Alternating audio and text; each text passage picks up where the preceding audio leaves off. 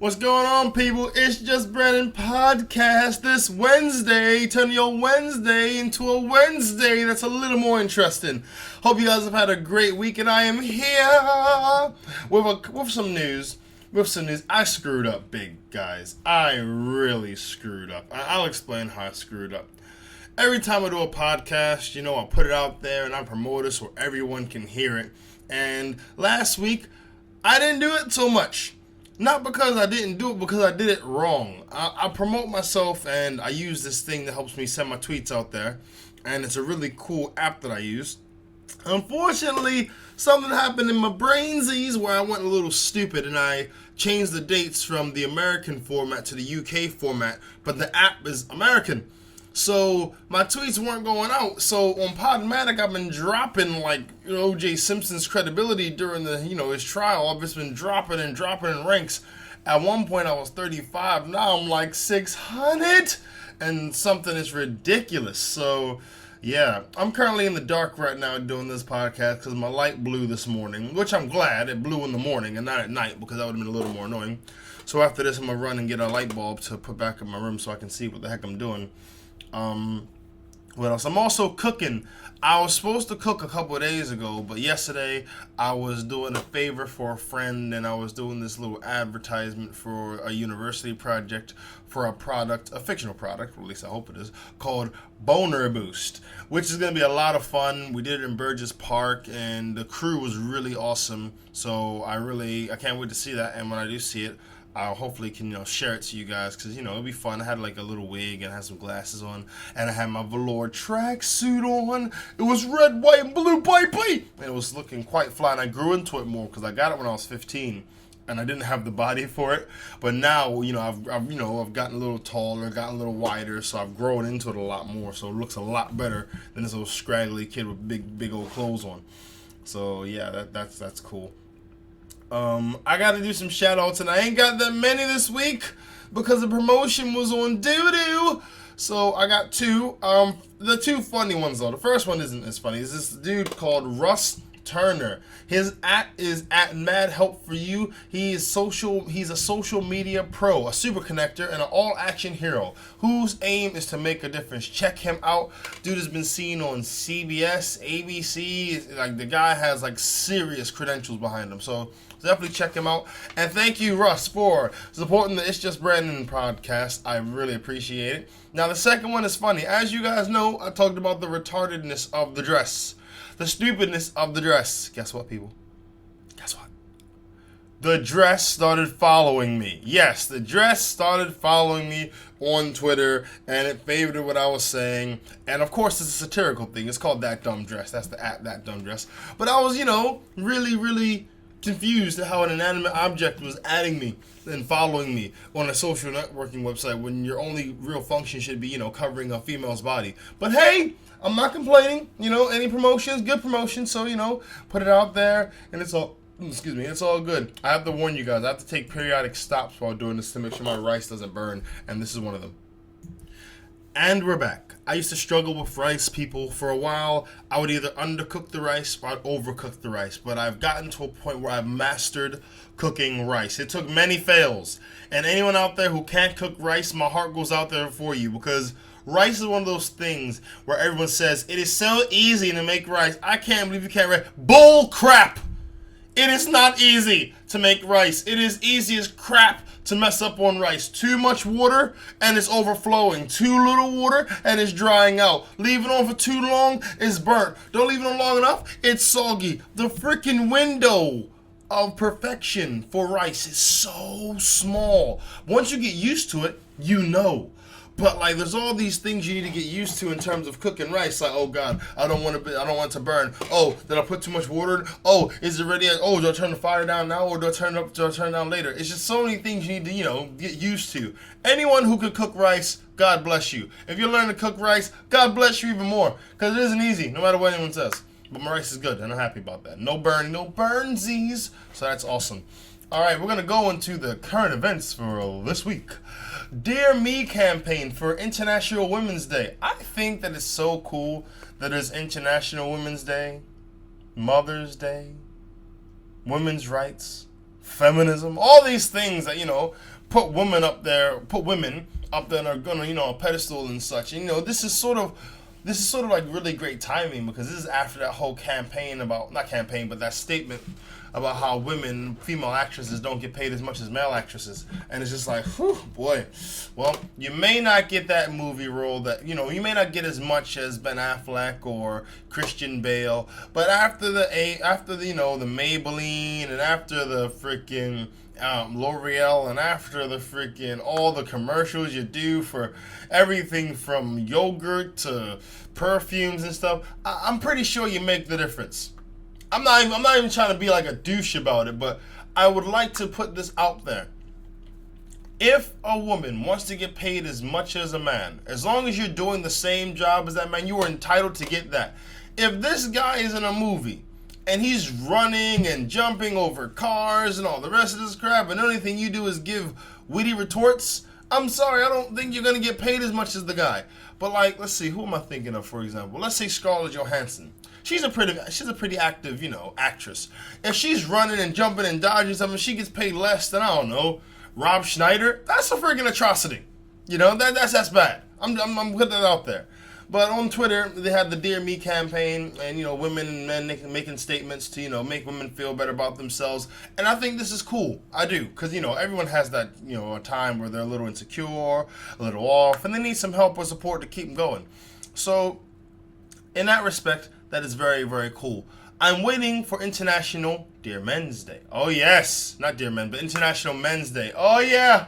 Oh, yes. Because International Men's Day is nowhere near as complicated as that. International Men's Day, you're going to have men around the world posting up pictures of the plates of food that have been cleaned up because they've got a decent meal. They're going to have their TV, they're going to post up, picture of the TV, watching their favorite game or TV show or video game, but what the word I'm looking for? Just to show, look, this is our day and we're getting what we want. A chance to chill out, some good food, some silence. Just a little bit of silence. Start running your mouth when I get in the house. What's wrong with you? Some silence. Start running your mouth when I get in the house. What's wrong with you? Oh, yes. But yeah, I want to see International Men's Day because I want to compare. I can't really I'm a douche. But I can't really diss International Women's Day so far. I need to see what International Men's Day is. If it's some lame farce that goes past so quick I didn't even realize it was a day, then yeah, I'm going to have something else to say. But until then, I wait. And I wait. But I doubt there's going to be like guys running that shit. Yeah, baby! International Men's Day! What are we going to do? Let's go on Twitter and share our pictures. Let's do some selfies. No, I don't think it's going to be anything like that, but it should be interesting nonetheless. Moving on in current events, Alabama Supreme Court stops same-sex marriage. Now, okay, my opinion on same-sex marriage is, if this may be different to what I've said before, and if it is, then I apologize, but I've really given it a lot of thought. When you're a man and you're a woman, the option to be married is open to you. Why? Because marriage is a union between a man and a woman. That's what it's always been, Now, when you become homosexual, you sort of take yourself out of that category to be married. But why? Well, because you're a man and a man, I'm just going to put this out there, when it was developed the whole marriage thing, it was because it was supposed to be a union between a man and a woman.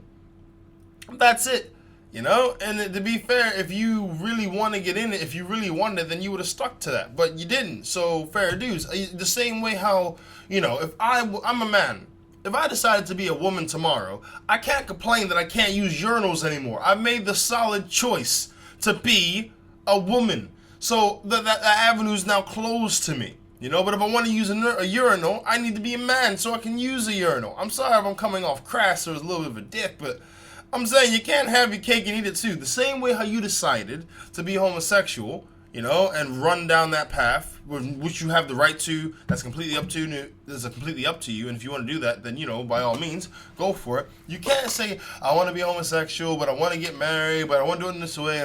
It's something that was based in a religion. You want to change the whole, not the whole, but you want to change a part of a religion around to suit you, but other parts of you just going to dodge. So the part where it says don't be homosexual, you want to ignore, but the part that says, you want to get married, you want to do. It's just you can't really pick and choose when it comes down to it. And it's not fair, because if someone were to say, oh, well, you can work here if you're straight, but you can't work if you're gay, you'd be furious. You say, this is, not right. This is against my, homophobic, or this is against my sexuality, or some type of ism where it's wrong. You know what I'm saying? So I'm just saying, the same way you want to choose what you want to do, you have to respect that there's been things in place. And I'm not trying to be oh God, I can just hear pens right. I can't believe you said it. Or typer people. I can't believe you did. That's ridiculous. So yeah, I'm just saying, you gotta really look at it holistically. You want to be a homosexual, which is your right. You have the right to be homosexual. But marriage wasn't for homosexuals. It never was. If there's a new religion that comes out, yes, you go, homosexual people, you can make a new religion where, Adam and Steve can be together, and you can be unionized. You can be married. You could be the guy crew, or the chick clique, or whatever. You could do that. Maybe I'm sounding like a pig prick, but that's really my opinion on it when it comes down to it. You made the choice to be homosexual, so run with it.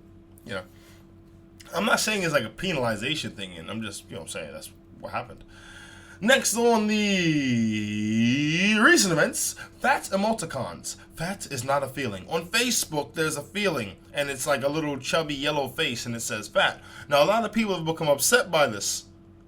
Why? I have no freaking idea. If you're feeling fat, you're feeling fat. Sometimes I'll have 3 marble cakes with ice cream, and I have brownies next to it, drinking soda, after that I'm feeling pretty fat. Yeah. I'm feeling pretty fat. If a white guy was walking down the street and he gets stopped and searched 7-8 times, I'm pretty sure he'd be feeling pretty black. Yeah, just gonna put that one out there. He'd be confused. He'd look at his shoes. Do I have the wrong pair of shoes? Do I have Nikes? Am I driving a Polo? Do I have a hoodie? My glasses or my glass in my car, they tinted? They be feeling something. You can feel a way. That's your right. If you feel it, you feel it. Sometimes I feel fat. Sometimes I feel like a child. Sometimes I feel like I'm being a woman. Because, the way I handle situations is just a feeling. It doesn't mean anything. People need to stop making things to be more than they are. If a person says they're feeling fat, don't take it away from them feeling fat. The end. Let them feel fat. And if Facebook wants to acknowledge that a person is feeling fat, cool. I guess it means in the context of it, if they were using it in a derogatory way, then yeah, okay, I could see why you're getting upset. Oh man, I saw this cake today and I so wanted to eat it. I'm feeling fat. It's what? No, it's a little harsh. Everyone sees cake. You don't have to say you're feeling fat. You say you're feeling hungry. You don't have to be fat about it. But if you just said, yo, I ate 14 pizzas, 13 bottles of Coca-Cola, and I'm on my way to finishing off some dessert, dude, you're feeling fat and like you're going to have a heart attack really soon. Oh yes. You are definitely riding that wave of having a heart attack. So you may want to slow it down a little bit there, buddy. Next in recent events, buying wives in Roma. Okay, now there is a auction that is held in Roma where you can buy your wife. Now, at first, I thought, this may be a little off. But then I thought, wait a minute. What if they told you everything that's up with the woman before you bought her? It's just okay, you see this chick here? This girl's name? Her name is Sarah. Sarah, she's nice, she's considerate, but if you don't wash the dishes, she can end up burning up all your clothes. She has a tendency of throwing your shoes out there. She has too many male friends that are all flirting with her, but she ignores the fact that, they want to get with her, so you may have to deal with that too. Her mom doesn't like any guy because she doesn't think any guy is good enough for her. Oh, by the way, she never had a dad in her life, so she's got daddy issues. That is awesome! That is awesome, because you get told everything that a guy wants to hear before you even put any investments into it. And yes, I said investments. Ladies, you don't understand this. When a guy talks to a girl, he's making an investment. First, he's investing his time. Then he's investing his money. Then he's investing his emotional stability. And once you put those 3 in there, you're pretty much in it for life. And you don't want to waste time on a bad investment. It's like you get some bad news on the stock. It's like, wait. Sarah's what? Say what? Daddy issues? So she wants a guy to be her dad. Oh, God, I need to pull out the stock now. Why? Because it's too expensive. It's going to keep tanking and tanking until I lose all of my time, money, and, emotional stability. It's those things that guys would like to know from before would make it so much easier. So if it's that type of, auction when you're buying your wife, I say more power to you. I think we'd save so much time as a species if we cut out the fat and just got to the point. Hey, my name is Rick. Yeah, I'm a little bit of a prick. I know, Rick the Prick, And I'm also, it's a thing where I really, really have a low tolerance for females. I'm only really there for the, physical gratification. So as long as you know that we're good. She was like, oh, wow, okay, you're a douche. I don't want to get with you. Cool. You don't waste time. Move forward. It's a beautiful thing. But, I think that's awesome. Moving forward in recent events, Oklahoma University being racist. Yeah, there was a racist video out with a racist chant. Now, it's cool. Why? Because the dean or the head teacher or whatever, he was like this. What? You guys racist? Get out by next Tuesday. You're out by next Tuesday. Not even playing. Not like that Catholic school who was like, we're not going to punish him. The only punishment is that they can't do it again. Which is pretty much saying that they're upset that they can't do it again. No, this dean said, what? Racist, get out. Get out, all of you. Your whole frats, your fraternity, out by next Tuesday. That is the best way to approach it. Because he's saying, you know what? I ain't got nothing to do with this. I didn't know, so I'm just going to kick these guys out, and I don't want to turn around and see him again. That's a great way to handle it, because he's showing a zero tolerance towards racism. Now, as usual, people who condone racism don't defend it in public because they know they do that, they'll get caned. But what they'll do, they'll deflect. Oh, yes, they'll deflect. For example, saying how rap music is to blame because rappers use lyrics and they say this is not. Look, a rapper can say, I'm going to shoot an N-word, the end.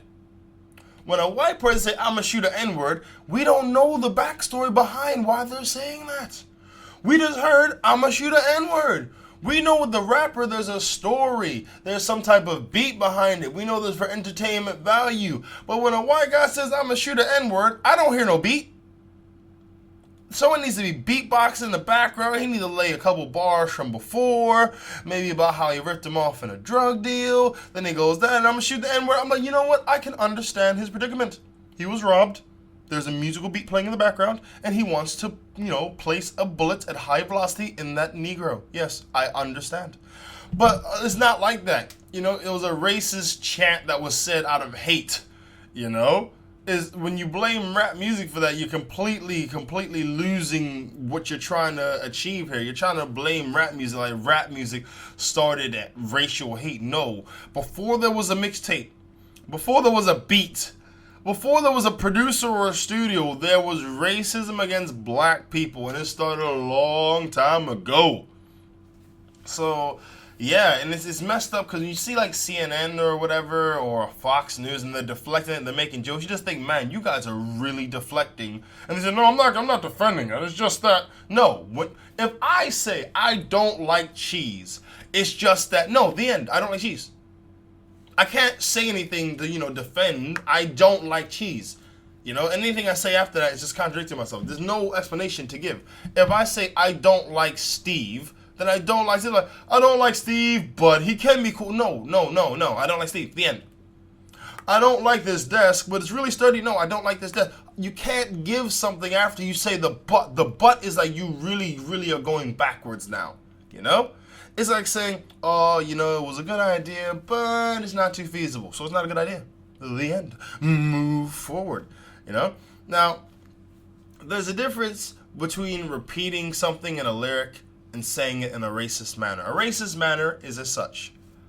Them white people get on my nerves. That's a racist statement because I'm saying it in a racist manner. Now, if Eminem gets the white people, they get on my nerves, they walk on the street and they get kicked to the curb. So it's just like, okay, well, he's saying it in a way where he's expressing himself. And he doesn't like white people. Is he saying it in a racist way? He may be, he may not be. I don't know his intention. But I know if I say that just off a handle in a group of people, then that's racist. The end. Now, my next point this is something that I really hold near and dear to me, by the way. And if you have any issues about the race or the homophobia or homosexual, please just send an email, okay? If you want to try to put me on blast on Twitter, I will literally annihilate you, as I did earlier this week with this woman who tried to jump on me for a comment I made about a documentary. Just letting you guys know. Actually, I'll address that more later, actually. My next point, Grand Theft Auto 5 Heist. Finally, they're out. They were supposed to be out back in January. Hell, they were supposed to be out when the game was released. One of the biggest selling points of the game was that you'd be able to do heist like you do in the main storyline. But what happened? They either screwed up or they realized that there was bugs or whatever, and then they just put it back, and then they put it back, and then they put it back. And now, it's March and they're just coming out. The game has been out for how long? And they're just bringing it out? Heist was supposed to be a way of getting money quickly, which is something that you needed in Grand Theft Auto. Why? Because a lot of things were friggin' expensive. But now it's to the point where who really cares? And the way they did it was so shoddy. They waited until they got it on PS4 and Xbox One and PC, and then they released Heist. It's like, why did you wait? It's like you deliberately baited people. You baited them into waiting and waiting and waiting. Like, oh, wait, you didn't get it yet? Okay, we're going to put the heist back so you can have a chance to jump on and have fun like everyone else. And a lot of people buy into that, but me, I'll be the first person that complains. That is stupid. We've gotten into a culture now where video games aren't released in its entirety. Video games are released in like one of 3 parts. I was playing a game called Assure's Wrath, which, to be honest, the demo was way better than the freaking game. The demo had like all these crazy exciting parts in it, which I liked, it was cool. But the actual game was long-winded, very boring soundtrack, and they didn't finish it. The first game did not finish the game. The first game left you on a cliffhanger. Then you had to pay like £6 or £7 more to get the second part of the game, which, unbeknownst to me, there was a third and fourth part where you fight against Akuma and Ryu, and it's like, oh, I bought the game. It cost me a good £35, £40. If you want to charge me 46, charge me 46 and give me the whole game. Don't sell me one third or whatever of the game. Charge me an amount of money. Then when I get to the end, or I thought I got to the end, say, hey, guess what? There's more. If you just give £6, you'll be able to get. No, that's stupid. If they did that back in the day, you know how many people would not be playing video games? You could do that with Mario Brothers 3. You do the first 7 levels, and then the 8th one, you hear, hey, well, Mario, the princess is another castle. And by the way, that castle's on another cartridge, so you got to buy that cartridge to then play the game. People would be throwing their cards out the window. You'd hear screams. You get to the end of the freaking level 7, you just hear, Jesus Christ! What do you mean it's not over? Oh! And then you go to your mom and say, Mom, can I have some more money to buy the game? No, I bought the game. Game, set, match. Any game back in the day they did that with. I thank God I grew up in the generation I grew up in. Final Fantasy VII would not have been released in its entirety. Neither would 8 or nor 9 or Breath of Fire or freaking Chrono Cross or Secret of Mana or Mario Brothers 2, 3, Super Mario World would not have been released in its entirety, okay? They would have did that DLC crap, and they say, oh, you can get the extra yellow Yoshi or the red Yoshi. You know what they used to do back in the day? Make you work for it. They'd make you work for the super stuff. They make you work for the secret stuff. They make you work. What video games is about? You put the hours in. I logged over 200 hours on my Pokemon game. Why? Because I wanted to beat everything when it came with it. I wanted to get the Mewtwo. I wanted to get Articuno, Zapdos, and Moltres. I wanted to get my Lapras. I wanted to get these, so I put the extra time in. But to make someone put in the work, and then just like, hey, guess what? I know you put in like over 400 hours, right? But there's more. For an extra £6, you'll be like, what the hell, man? I don't have any more time or money to do that. I spent the money on you. So, yeah, Grand Theft Auto Heist, I really don't care. Yeah, I downloaded it. Yeah, I'm online. But honestly, I don't give a crap. I really don't. And that's because they brought it out too late. And it's just like, you're just trying to dangle this in front of me like I'm supposed to give a crap. No, I'm not supposed to give a crap. I gave a crap when I bought the game. You didn't release it when I bought the game. So, yeah, you guys suck. Rockstar. Alright, I'm really getting annoyed. Like, imagine they sold you a recipe right? So like, okay, you're gonna make barbecue chicken, and then you get to the last part. Like, okay, what's the last step? You know, then it's like, oh, for just £6, you can get the final step. Oh, if it's on the stove, why are you doing this? Oh man, I am so grateful that I grew up in the generation I grew up in. So we got things completely like all at once. So yeah.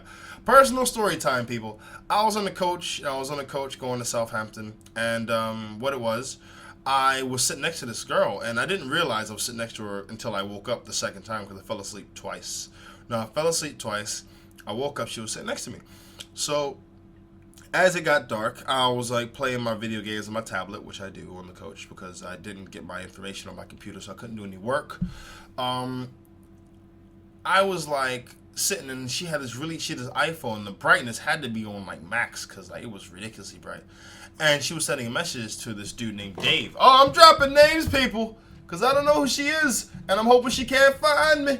So she sent a message to this guy named Dave, and it was like, and yes, I saw it. I was peeping. Why? Because the light was so damn bright, so damn bright. I was peeping. I was snooping. So yeah, she was sending a message to this guy named Dave, and it was like, oh, I'm sitting next to this burly lad, and I'm pinched on the edge of the seat, and it's not comfortable, but it's okay. So I felt bad. I felt, oh crap. I would not want my mom to be in that situation. I wouldn't want anyone I cared about being in that situation. So I had to play it cool. I waited a couple minutes, and I was like, oh crap. Oh crap, my stuff's all in the way. So I moved my bag, I moved my jacket, and I adjust myself. And I was like, oh, I'm sorry, I didn't realize all my crap's in the way. You can move over now if you want. And then she was like, oh no, that's okay. I have to look at the road, or I'm gonna become motion sick. Or we get motion sickness. And I'm thinking, you lying whore. I've just read the message.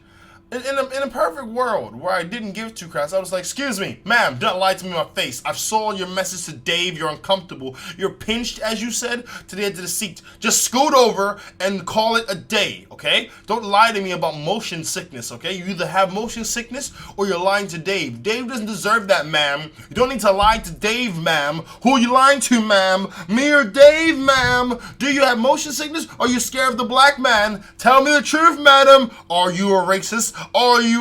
Did you go to Oklahoma? Did you go to Oklahoma University, ma'am? I don't appreciate using politeness as a guise to lie when you clearly have just stated. Of course, she didn't know I knew, but it's like, you got given an olive branch by me even giving two craps, because I could have just actually spread myself out more and just completely knocked you in the freaking aisle. But no, it was like, look, you're uncomfortable. I didn't realize. So I'm going to move over. Just move your crap over so you're not pinched. Don't lie to me in my face. She told me this crap about how she would be vomiting and stuff, where she made vomit on me, and I made a joke and stuff and laughed it off.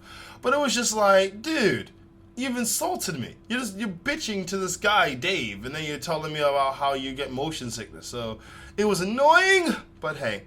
Yeah, so moving on to my other personal story. Yesterday I did a ad for a uni project, and it was called Boner Boost, which was fun because I got to sing and I got to have a guitar and stuff. And I don't really sing, and I don't play a guitar because I'm not a musical person at all.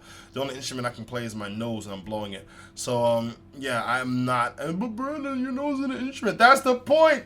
He's trying to say he's not an instrument. He doesn't do it. That's what he's saying. Come on, man. Keep up. So yeah. It was like it was fun as all hell because there was this person there who they looked friggin' Indian to me. I'm just saying. So I started talking like this, and then the person was like, I'm not Indian. And I was like, okay, well, you're not Indian, so you shouldn't be offended. What the hell is your problem? And the person had the laptop, and then they picked up my jacket, then they dropped it on the ground. Like, you stupid laptop person, pick up the freaking thing off the ground. How do you drop it? What is wrong with you? But I didn't. What you doing very nice. So shut your mouth. Okay, I'm not talking to you. I'm talking to the metaphorical people on the podcast who may or may not be listening. Jesus Christ. Or Vishnu. Whatever you want to say. Oh, man. No, I'm not, but I had a lot of fun. It was in Burgess Park. The day held up really well, thank God, because losing light is one of the biggest things about filming outside. Because, you can't control Mother Nature, which is why a lot of, companies do green screen, because it's like, we don't want to have to worry about it. We do it We get it done. So, yeah, that's completely understandable. I'm not yawning because I'm bored of this. I'm yawning because I'm freaking tired. Waking up at 5 a.m. has been kicking me in the, in the gluteus maximus. But I'm adjusting to it slowly but surely. And I was, supposed to get this podcast done a lot earlier, but freaking fell asleep while I was writing notes. So, boy, that's how it went. And then I ran the kitchen thinking, oh God, the rice. And the rice held up. I thought, thank you, God. Why? Because I didn't want the rice to burn? No. Why? Because I was going to waste money? No. Why? Because if my mom caught me burning rice, the talking I would get. It's not the fact that she'd be, criticizing my culinary skills. It's the fact that she would talk about it for at least a couple hours and be like, oh God, I'm not living this down. So, yes. And my last personal story, screwing up on the promoting of the podcast. Like I said, the thing that I use is American-based. I'm used to putting dates in from a UK perspective. So American works like this. You put the month, put the day, you put the year. The UK, you put the day, you put the month, you put the year. So what did I do? I put the day, month, and year. So I was like, okay, so the 10th of the 3rd, 2015. So America was like, okay, the 10th of the 3rd, 2015. So the 10th is October. Okay, so this tweet's going to come out October 3rd, 2015. I'm wondering, why am I not being retweeted? Why am I not being favorited? Because I was getting favorited like crazy the week before. People were just, getting it in, like, good job, this, and favoriting that, and retweeting this. I'm like, what the hell is going on? And then I saw it staring me in the face, and I just felt like the biggest idiot. Oh, God. I'm so stupid. So dumb. So dumb. Moving on to the main point this evening. Oh, yes, this has been a hot topic for about a minute. Oh, yes, my violent child. Oh, we're talking about parents. We're talking about parental abuse, people. Oh, yes. Now, let's cover the bases. First off, it was trying to blame ADHD and autism. It should have been called My Spoiled Child. Because it wasn't just solely about the kid being autistic, having Asperger's, or just, it was about the kid being spoiled. From a young age, I used to babysit a lot, right? So I would be babysitting a kid. Now, my cousin gave me a rule. If the baby is fed, if there's nothing bothering it, if it's been changed and it's crying, leave the baby alone. Why? Because it's just crying for attention. And a baby will realize this. If you go towards it every time it cries, that every time I cry, you will come. That's what the baby will realize. And I realized I was told this of a young age. So at first I thought it was cruel because, the baby would crying. So you check on it and you want to make sure it's okay. You pick it up and it'll stop crying. You think, yeah, I figured it out. But what happens is a downward spiral. You go to it, you pick it up, it stops crying once. You go to it, you pick it up, it stops crying again. You go to it, you pick it up, it keeps crying. Then you have to do something else like, get it a pacifier, and then it'll stop crying. And then you gotta do something else and get a toy, and then it'll stop crying. Then you gotta do something else and do some backflips, and then it'll stop crying. And it keeps increasing, and the baby is being taught from a young age that if I cry, I can get this person to do whatever I want it to do. Now, when in the documentary, I think it was really unfair. Because it showed the child at 14 or 9. That's too late. They're already set in their ways at that age. They're already set in what will work, which is having everything evolve around them. They're already at the age. Catch him at 3, catch him at 2, catch him at 1, and see what the parent is doing then. Then you can say, well, I think you should try this, or hey, maybe you should do that, because then, there's a chance to still curb what they're forming in terms of, a dangerous pattern. Now, we're talking about special needs people. We're talking about SEN. We're talking about autism. The worst thing, the most dangerous thing to do is to spoil them. Now, here's what spoiling is. There's nothing wrong. They want something, you give it. There's no real need for it. They want it, so you give it. That's going to put in an autistic person's mind that when I want it, I get it. And if I don't get it, I kick a fuss because you're destroying my normality. It's like all of a sudden you're walking down the street and someone pisses on your feet. You'll be upset because they're destroying your normality of walking down the street and being safe from bodily fluids. You'll be very upset. It's the same thing with them. You're destroying their normality when they ask for something and they don't get it. That's what it is. That's what it is. It's a short-term solution to spoil the kid, but it's a long-term problem. It's a long-term. And I feel, to be honest, it was a little bit staged. You know, you got this kid who's, trying to throw their mom, or taking the laptop, or trying to hide it for some money, or getting ready to spray some aerosol in the face. And, they become completely coherent when they leave the house. So much so that a film crew can follow them and not incur the person's wrath. Even though not even 2 minutes ago, you're trying to spray your mom with some Raid like she was a cockroach. That ain't real. Rage does not take a time out for different people, If the police, wait, hold on. And there they go.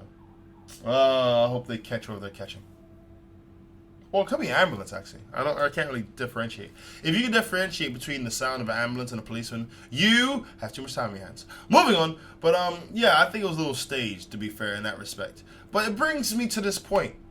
What has parenting become? Is that another siren? Yep, sure is.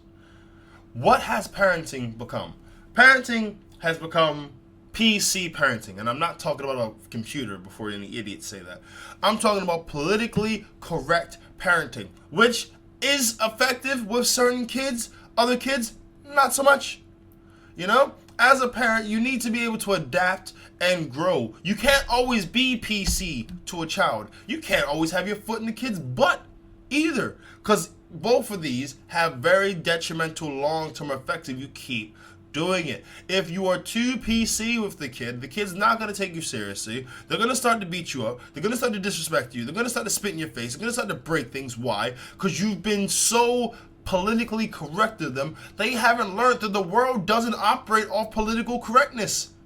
That's only the veil that the world tries to operate in. Everything tries to look good, tries to look correct, but it's not how it goes down. If a person slaps another person in the street, whether they're SCN or not, that person who was slapped has a right to beat the crap out of them. Why? Because they were assaulted. That's their right. It may not be politically correct, but it's how the world works. And politically correct parenting does not teach the person how to grow up and how to operate in society. But if your foot's already up in the butt all the time of the person, they grow up to be spineless. They grow up not to have a freaking backbone. It's like, hey, you! They get shook off everything, and they don't stand up for themselves. They don't become a leader. So a parent, you need to be able to adapt and grow with it. Another thing, they kept letting him get away with things as like sort of like I'm tired. I'm just gonna let him do it. Just let him bite me. Let him bite you? Let him bite you? Oh Lord, she said let him bite me. How are you gonna let him bite you? Have you lost your mind? If he bites you once, what do you think he'll do the next time? Well, I think I need to write you a letter of complaint to show my sincere dissatisfaction about how you're handling this matter. No, he's gonna bite you. That's it. He's gonna bite you. Don't let him get away with it. This is the parenting 101. You're the parent. You're there to put boundaries on the child so he don't kill himself or hurt someone else. Jesus. And the situations kept escalating, and it's like, you need to put a stop to that. As a parent, you need to stop that kid from escalating. But how do I do that? You need to find a way. If it's taking away his toy, take away his toy. If it's locking him in the room, it's locking him in the room. If it's popping him in the face, pop him in the face one time, pull you out. Whatever you need to do to stop that behavior from escalating, you need to do that. You need to do that. And like there was another part in it where, and this is a documentary, by the way, that came on Channel 4, I believe, and it was like, thinking he's big. Oh, he thinks he's big enough to fight. Well, there's a difference between thinking you're big enough to fight the parent compared to being big enough to fight the parent. I am taller than my mom, but my mom is bigger than me. In my mind, she's 7'3". She has the punch of Rocky Balboa and the tenacity of Predator. I would never, ever lay my hands down on her. Why? Because that's what's been instilled in me from a young age. You think when I said I want to do this, my mom rolled over? No. There may have been a very, very efficient time to give me something that I asked for. She just told me no. And that may not seem nice, but in the world that we live in today, you can't get everything you ask for when you ask for it. That's just how it goes, And oh God, one of the biggest problems. Maybe I didn't watch the whole thing. I watched it to like 38 minutes of it. But a lot of these parents did not want to admit that they screwed up. Maybe they did at the end of it. Maybe when that whole, overall closure moment, they maybe it wasn't firm. But they didn't admit they screwed up. They said, but I love them. Yeah. Well, if you really love your kid, you're going to do what you need to do to make sure they don't become an inconsiderate prick who's willing to damage the one person that brought him in this world, that took care of him. Love isn't just about telling them sweet things and, saying, good job, honey, that's a nice picture, or giving them candy. No, it's about putting your foot in their neck when they need it. It's because they're a kid, they're not an adult. If you don't put your foot in their neck, the police officer is going to put their foot in the kid's neck. Your choice. And another thing, I think it was the one mother, she had kids too damn young. Like, jeez. You have a kid you have 3 kids by 18? Do you know how to pull out? Do you know what an abortion is? Do you know about abstinence? Do you know about contraception? Jesus. I mean, it's like she had one of those Nando cards. You get 6 deliveries, you get a free chicken. She was on a roll. 3 kids by 18. Jesus. After the first one's kicking the crap out you, stop. Close your legs. Shut down the ovary factory. You need to, reevaluate things. Have an action plan. Something. I think everyone's, well, you had a kid, that's beautiful. No. Eventually, someone needs to say, you having a kid was stupid. There's this, unwritten rule where you have to say nice things whenever someone's pregnant. I'm going to tell you straight. If you are someone I care about and you have a kid and it was a wrong decision and you don't have the money, you don't have the resources, you don't have the knowledge to raise this child, I'm going to tell you straight, that was a dumb decision. Yeah, you can run with it and you can have all the love in your pocket, but that was a dumb decision. Why? Because you've not given that child a role model, you have no stable foundation for that kid, and they're going to be raised thinking that it's okay to wing being a parent. Boom, I said it. No kids, and I've said it. Yes, I have said it. Whew, moving forward. Another thing, the kids wanted privacy. They wanted things to be private. Private? The only privacy I had as a kid was being able to close my door at night. That was the only privacy. That's it. And best believe, 7 a.m. door get opened up, my mom turned on the light and she said, get ready for school. And don't let me tell you again. If my mom sees me in the bed after telling me about it the first time, she's bringing the H2O. Oh, yeah, she's throwing the water on you to wake you up in a very uncomfortable way. And I want to say this, and I think that this statement I'm going to say resonates with a lot of people around the world out there. Marcel needed his ass whooped. Let me say that again. Marcel needed his ass whooped. Why? Because Marcel thought he was the bad man on road. He thought he was the big man on campus. Oh, he thought he was Don Corleone. Oh, he thought that he could do anything when he was angry. He thought he was the Incredible Hulk. Oh, my goodness. They dropped that boy off in Crenshaw, talk about that. Hell, drop him off in Brixton, I'm talking about that. Drop him off in Jamaica, let him be a bad man. See where he gets him. Maybe a shelter. No, I'm not even trying to say he needs to be killed, but I'm saying, the dude, when he got angry, he thought he could do anything. It's like, Jesus. He was trying to beat him. He tried to spray his mom with aerosol. Who does that? I mean, you do that to insects, You don't spray people with, spray, aerosol, and set aside raid. You don't do that. Let's try to kill him. He took a laptop for money. My mom, I can't readily, I can't readily picture hitting my mom and living past that point to talk about it. I just can't. I picture her going to jail for murder and getting off. That's what I picture, And it'll be me in my spiritual realm just thinking, damn, that was not a good idea to hit her. I didn't know she had such rage inside her. And I'm pretty sure there's some people, Brandon, people are raised differently. Yeah, we know that. Because people are different. Kids are different. But you need to adapt to what that kid needs. And a child's needs doesn't always mean a lollipop. Sometimes it means a punch in the face. Sometimes it means a slap on the chin. Sometimes it means a belt. A child's needs differ. So, yeah, as a parent, this is what scares me about having kids. I wanted to have kids at one point so bad. Must be the Jamaican in me. But I wanted to have kids so bad at one point. Now, I'm terrified. Because you really need to know what you're doing before you have a kid. Oh, you can't wing it. You cannot wing having a kid. Not at all. Because having a kid means you need to be that role model. You need to handle your own business. You need to be able to guide that child, set up a foundation for them so they know that what a stable household is, or they have some sense of normality, which actually is normal. They need to have that. If not, what the hell are you doing? You know? You're just showing that kid, hey, here's how you wing being a parent. I'm showing you so you can do the same thing. You don't, you want the baby dad ain't there? That's fine, you don't need her. Baby mama, you don't like her? That's fine, you don't need her. What? Council estate? And it's cool, it happens.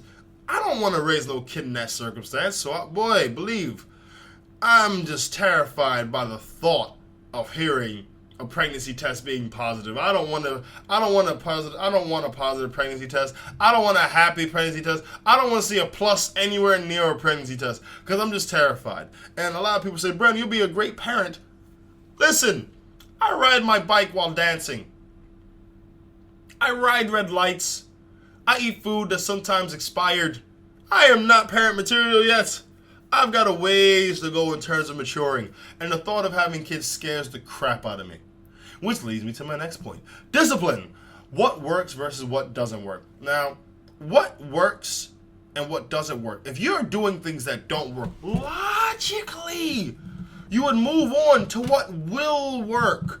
And a lot of people have this moral compass. Well, I'm not going to do this because this is against my moral compass. But your moral compass that you're using is broken because you're using it and you keep going in circles. Your moral compass, everything says north, and it's spinning in freaking circles. You don't know what you're doing as a parent. Give up. Ask for help. If you need to, go find a family that's functioning, look at what they're doing, and ask the parent, well, what did you do? Or go find some Jamaican nanny or something. Do something different. And I don't mean when the child's behavior has become erratic. I mean in the very beginning. Look at people who have kids that act in a well-mannered way and ask, hey, what did you do? Beat them? Word? You don't say? Sounds interesting. But all kids are different. That's why I'm saying to look. Because all kids are different, you need to know how to deal with them. That's if you want to become a parent. If you don't, do your thing. Simple. And triggering anger. Look, I can't trigger anger in someone else. I can annoy them. I can do things that upset them. But they have to make the conscious decision to become angry. So stop trying to make it seem like people have the power to upset someone else. Therefore, they are a victim. No. That's dumb. Okay, if I step on someone's foot, they have the choice to get angry or to walk away. And a lot of people, they tend to, weigh up a couple of things before they get angry. For example, hey, if I get angry, will this person hit me? If history dictates no, I have a reason to get angry. If I'm like, oh, will this person hit me? This person shot someone yesterday. I don't think this is a reason to get angry about. This is not a reason to get angry. No, I'm going to walk away. Why? Because this person shoots people. Is when you weigh these things up, then you know whether you can trigger or not trigger your anger. And these kids know if I trigger my anger, my mom isn't going to do anything to me, or my pop ain't going to do nothing to me. So I'm cush. I can break things. I can hit my siblings. I can bite my mom, and it's fine. Why? Because there's not going to be any retaliation. But the moment that kid knows, hey, moms will pop me in the mouth. Moms will break my PlayStation. Mom will knock me unconscious. I'm not going to get angry because it's just not worth it. And it's messed up because I know it's going to sound bad, but I really felt that this documentary was glamorizing violent behavior and bad parenting. And I mean glamorizing it as in making them out to be the victims. Look, if I raise a bear and I don't teach the bear it's not nice to maul me and it mauls me, I'm not the victim. If I raise a dog and I don't teach the dog that it's not nice to do in the house that it does, and when I try to clean up, it bites me, I am not the victim. I set circumstances in which the person or the dog or the bear reacted, and then I got. That's what happened, okay? So let's stop glamorizing this stuff. If you set yourself up in a certain situation, you have to deal with the consequences of that situation. Point blank, the end. And you don't teach a violent kid martial arts. What's wrong with you? You're trying to give him more ammunition. He was already biting you. You want to give him a new freaking palm strike to go with it? He hit you. You want to teach him martial arts? Have you lost your mind? Will you teach a potential rapist stealth techniques? No, you wouldn't. Why? Because it's not something that they need to know. So you don't teach a violent kid martial arts. If you want them to be disciplined, there are other ways to do it. Other things they can learn. Not martial arts. Get them into basketball, football, something where they don't learn techniques on how to freaking hurt you. What they've already been trying to do. And there was this one part where there was like, oh, here's some advice. I noticed that you were getting agitated, so keep your voice low, keep your voice calm. Listen, we're human beings, okay? If the kid has just tried to punch you in the face, I don't think being calm is, oh, wait, I punched her, but she's calm. I need to chill out, man. What am I doing with my life? I can't hit my mom if she's calm. Duh. Why didn't I realize this? No, you need to handle it in a manner which they can understand. And if you've already reached that point, then it's pretty much too late anyway. But to tell someone be calm and keep your voice low when someone's yelling at you and physically hitting you, it's insulting. It's insulting, really.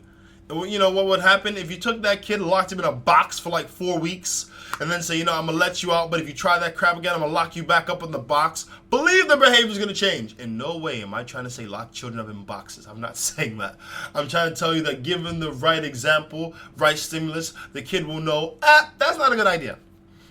But, what was it? Being told that, they're causing his anger to raise. Some of them specialists, you can just tell they've never really encountered this before. They haven't. Because you're really trying to tell a person that they are the reason that person isn't managing their anger at that moment in time. If you were to say, well, how you dealt with it up to this point has led to this. High five. Yeah, you're absolutely right. That's why you're a specialist. But if it's a thing where you're trying to say, well, at that time, you caused his anger to raise. Nah. That kid was already going to raise his anger. Hence why the situation started in the first place. She's trying to diffuse it in as best way she can. Yeah. But as she's giving him this pedestal of anger and rage and spoiledness to spawn from, it's too late. Yeah. It's too late. So, yeah, that was some nonsense, too.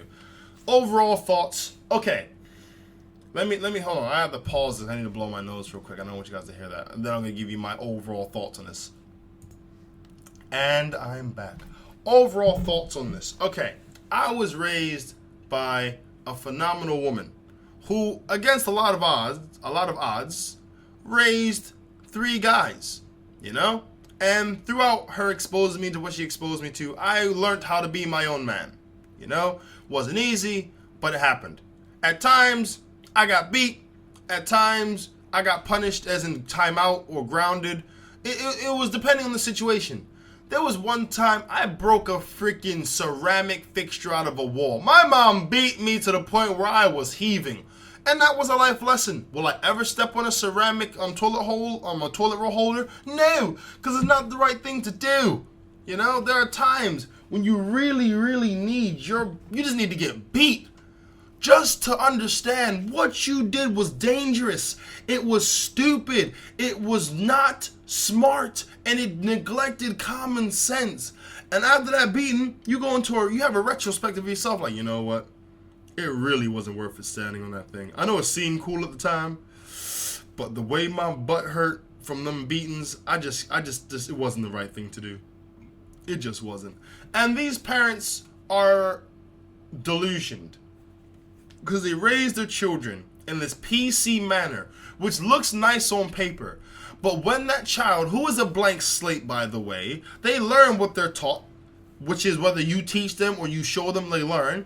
And if they learn that I can yell at mom, I can beat up mom, I can bite mom, I can throw things at my siblings, I can wreck the house. If they learn that this can happen and the only consequence is being told don't do it, they're going to keep doing it and keep doing it. Why? Because it's what works for them. Children do what works. For me, as a child, talking back to my mom didn't work. Why? I got slapped in the mouth. What worked for me as a kid was listening. What worked for me as a kid was paying attention. What worked to me as a kid was being responsible. Why? Because these things didn't allude to me being disciplined via pain or having my video game taken away. There are times where I would much rather prefer to be beaten. Why? Because after I get beat, my butt stings. Yeah, but hey, I could go play video games. There are times where my mom would take away the wire to play video games. Oh, it was psychological. It was psychological warfare, because I'd go down, I'd see the PlayStation, the games in the PlayStation, the joystick there for the PlayStation, the memory cards there for the PlayStation, but without the wire, it's all freaking useless. There's no point. And then after, about a week of being good, I get it back, and I'm thinking, thank the Lord. And there are appropriate times. There are times to beat mentally, time to beat physically, there are times to beat psychologically. And parents need to understand, you can't just ride it one way all the time. That is bad parenting. It's lazy parenting. Be active in your child's life and give a crap about them. If you care about them, you're not just going to talk to them in this soft way that's not working. Because if you don't tell them what to do, a police officer will, or the correctional officer will, or someone's going to. Not everyone's going to have that soft approach that you do. You love them. Not everyone will. So, yeah. And that's my retrospective on My Violent Child on Channel 4. And we're back. Sorry, I had to calm down. I had to go check on my food and stuff. Okay, so moving on to the questions. And by the way, if you have any issues with what I've said about SEN children, whether they're autistic, ADHD, homophobia, whatever, you have any issues, message me in private so I can actually talk to you and give you my opinion. If you try to shame me like this woman did on Twitter, I will school you back into primary. I do not have time for nonsense and ignorant people. My mind, I think very widely about things, which is why a lot of things, I sit on the fence, because I think widely. I know it's not easy for everyone, and there's two sides to every story. So, yeah, I'm just saying to keep someone from being embarrassed. I'm just saying. Or I'll just ignore you. Now, questions. IJB. How do you tell if your partner is being disloyal? Okay. Let's be clear. If you think your partner's being disloyal, whether or not they are or not, they're pretty much guilty in your mind because that thought's there. You need to get rid of that thought unless there has been signs to show that disloyalty is an option. And what do you classify as being disloyal? When questions aren't really full, it just makes me think, oh, dude, what do you want me to do? Because I don't know what you mean by disloyal. Do you mean like talking about sex? Or are you talking about not having your back in an argument? Are you talking about selling things that belong to you? What do you mean by disloyal? I'm going to assume you're talking about in the generic sense. If you think your partner's being disloyal, you need to talk to them. You need to address your issues, and you need to just make sure you're on the same page. It could be just insecurity on your side. You never know. Or they could be. You won't know until you talk to them. So, sit them down, tell them your issues, get everything out in one fell swoop, and then after you do that, then maybe you'll get some clarity or some closure on the subject. Hopefully. Also, try not to manufacture issues.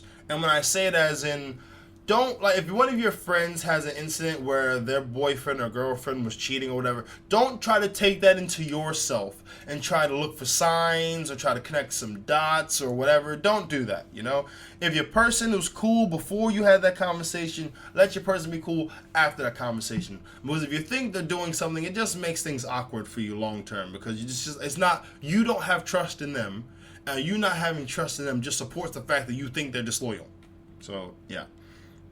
Hope I can help with that one. Hey, Brandon, I want to move on, but I'm not sure if I can. What is the best way to move on from a relationship? Whoo! Okay. Well, firstly, you need to tell yourself you need to move on, which is, you say you want to, so that's the first step. But also, make sure that if you want to move on, you make the cut clean.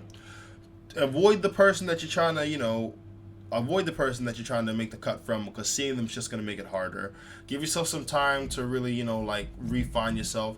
And do it by yourself. Do not, I repeat, Do not try to get rid of someone or move on from someone by going to another person. That's called a rebound. And what it does, it makes you feel hollow inside because you'll meet them, you'll have fun, and you'll have sex, which it always leads to. You have sex, and what happens, you realize that there's nothing there because you got these feelings for this other person that you don't want to have, and then you don't have feelings for the person that you did have sex with, and it's just like a big conundrum of madness. So do it by yourself. Cut the cord, whether you need to cut it from, cut it as in like tell your family and friends, I'm not talking to this person. Don't make sure if you invite me to something, please ensure they're not there. And if they are, I respectfully tell you that I'm not going to go because I'm trying to cut this person out of my life. If they call you, ignore the call. If they keep being incessant, change your number. Do whatever you need to do to cut that person. And for a time, be by yourself and take that time to really rediscover the you that is you that you love. Okay? It sounds, a little hippie-like, man, but it's the best way to do it. It is really the best way. Because if you try to use someone else to do it, then you're going to find yourself depending on them. Like they saved you from something. But realistically, you are the one who should have that power, not anyone else. Next question. Hey, it's just Brandon. I'm a big fan of self-development, but I always find myself starting things and not finishing them as soon as I see some progress. I want to better myself, but I can't shake this habit. How can I overcome it? Okay. Alright. You need, my friend, to set yourself a goal. Not many goals, just one goal. And self-help books, they're good, but they are a drug, I have to say. They're a drug in the sense where you do one and you want to do another. And you do one and you want to do another. And you do one and you want to do another. You want to keep improving yourself. When I say improving, though, you're just reading how to improve yourself. You don't actually do it. So what you find yourself doing is you're gathering all this information on how to theoretically better yourself. But you're not putting them into practice. So you just find yourself in this really crappy conundrum of just like, I'm going to do it. Oh, but this thing's here. I'm going to do it. Oh, this new thing's here. Oh, I'm going to do this. So just don't read any more books, because really you need to write your own self-help book. Sit yourself down, write down what you want to be. Just one line of what you want to achieve, and write down how you want to achieve it. And then write day one. And then keep a little log or something so you can write down your progress that you made. Even if no progress is made, just write down I feel the same as I did the day before. And keep doing that for an allotted amount of time. Start with 7 days. Just do it for 7 days. Oh, I said, no, screw that. Do it for an hour. Sounds feeble, but for an hour, better yourself. And then once you do that for about 4 or 5 days in a row, increase it to an hour 30. Then increase it again to 2 hours. And keep increasing to the point where you say, you know what, I'm ready for the big leagues. I'm going to do 7 days, and do it for 7 days, and then you keep going and you keep going. And then next thing you know, 3 or 4 years of self-development will have passed. You won't even freaking recognize yourself. So set yourself a goal, a simple goal, achieve that goal, and once you achieve it enough, set it a higher, and then set it a higher, and then set it a higher again. I keep saying a higher, I just rhyme with it. Keep setting it a higher until you get to the point where you're like, you know what, I am doing this. This is me. I'm going to wreck shop because I'm a bugga boss. Yes. And I saved the best question for last. In a zombie apocalypse, what 3 items would you have? FYI, I am a big Walking Dead fan. You don't say. Okay, in a zombie apocalypse, there are 3 items that I know without a shadow of a doubt I would carry. One is a samurai sword. I'm talking about something that is made out of a very, very, very good metal and or steel. Something that is not going to, break. I want something that's going to last at least 100 years. Because I'm going to be chopping up things, and I want to make sure I can chop up, some bones and sinew and not have any problems to chop off a zombie's head. I want to have a handgun.